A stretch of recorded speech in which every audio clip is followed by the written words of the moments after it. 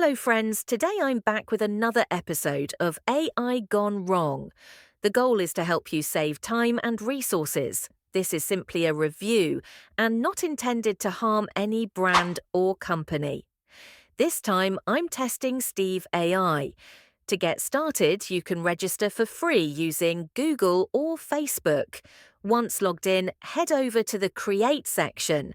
The current version is 3.1, though hopefully better versions will come in the future. I'm going to try a prompt to video action. My prompt is about a meme character called Blinky Pompom, a giant eyeball with silly googly motions. I've included the full prompt in the description below. After pasting the prompt, I hit Generate.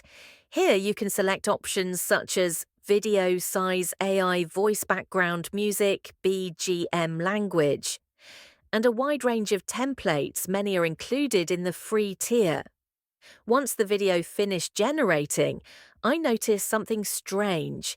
Even though I had removed subtitles and selected English as the language, the final result displayed another language with subtitles. This was quite disappointing. It felt very amateur and not at all what I needed.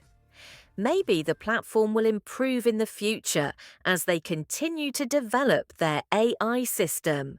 For now, I recommend giving feedback so they know what to work on. That's it for today's AI Gone Wrong episode.